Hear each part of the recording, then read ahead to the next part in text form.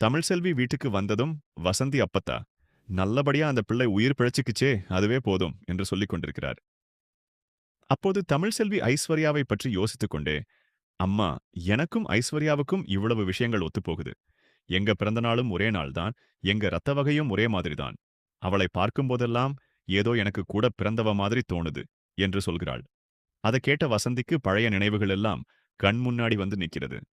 சில நொடிகள் அமைதியாக இருந்துவிட்டு, தமிழ், நீ இப்ப சொன்ன விஷயத்த சாதாரணமா எடுத்துக்காதடி. நான் கிட்டத்தட்ட 23 வருஷமா மறைச்சு வச்சிருந்த ஒரு உண்மை இருக்கு. நீ பிறந்த அதே நாள்ல உனக்கு கூடவே இன்னொரு பெண் குழந்தையும் பிறந்துச்சு என்று சொல்ல, தமிழ் அதிர்ச்சியில் உறைந்து போகிறாள். தமிழுக்கு ஒன்றுமே புரியாமல், என்னம்மா சொல்றீங்க? தனம் என்னை விட 4 வருஷம் சின்னவங்க. அப்ப என் கூட பிறந்த குழந்தை யாரும்மா? என்று கேட்கிறாள். வசந்தி கண்ணீரோடு, ஆமாடி, நீ பிறந்த அதே நேரத்துல இன்னொரு பொண்ணும் பிறந்தா. 2 குழந்தைகளும் பெண் குழந்தைகள் தான். நீ மூத்தவ, உனக்கு அப்புறம் அந்த குழந்தை பிறந்துச்சு என்று சொல்கிறாள். அந்த காலத்தில் மருத்துவ வசதிகள் இப்போ மாதிரி இல்லாததால், கர்ப்ப காலத்திலே 2 குழந்தைகள் என்று யாருக்கும் தெரியவில்லை என்றும், பிரசவ வலி வந்ததும் மருத்துவமனைக்கு அழைத்துச் சென்றதாகவும் வசந்தி சொல்கிறாள்.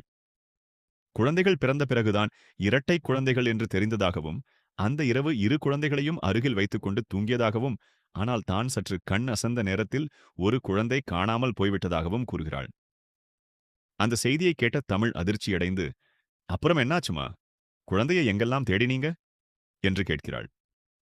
வசந்தி மருத்துவமனை முழுவதும் தேடியதாகவும், காவல் நிலையத்தில் புகார் கொடுத்ததாகவும், பல இடங்களில் விசாரித்தும் அந்த குழந்தை பற்றிய எந்த தகவலும் கிடைக்கவில்லை என்றும் சொல்கிறாள். ஆனால் இப்போது ஐஸ்வர்யாவை பற்றிய ஒற்றுமைகளை பார்த்த பிறகு, அந்த குழந்தை ஐஸ்வர்யாவாக இருக்குமோ என்ற சந்தேகம் தன்னுடைய மனதில் வந்துவிட்டதாக கூறுகிறாள். அப்பத்தாவும் இந்த விஷயத்தை கேட்டதும் ஆழமாக யோசிக்கிறார். வசந்தி, நீ சொல்றது உண்மையா இருந்தா, இதுக்கும் ஈஸ்வரி வீட்டுக்கும் ஏதாவது தொடர்பு இருக்கலாம். ஈஸ்வரியுடைய அண்ணனுக்கு பல வருடங்களாக குழந்தை இல்லைன்னு நமக்கே தெரியும். அப்படி இருக்க திடீர்னு ஒரு பெண் குழந்தை பிறந்திருக்குன்னு சொல்லி அவங்க வீட்டுக்கு எப்படி குழந்தை வந்துச்சு என்று கேட்கிறார். இந்த வார்த்தைகள் வசந்தியை இன்னும் குழப்பமடையச் செய்கிறது.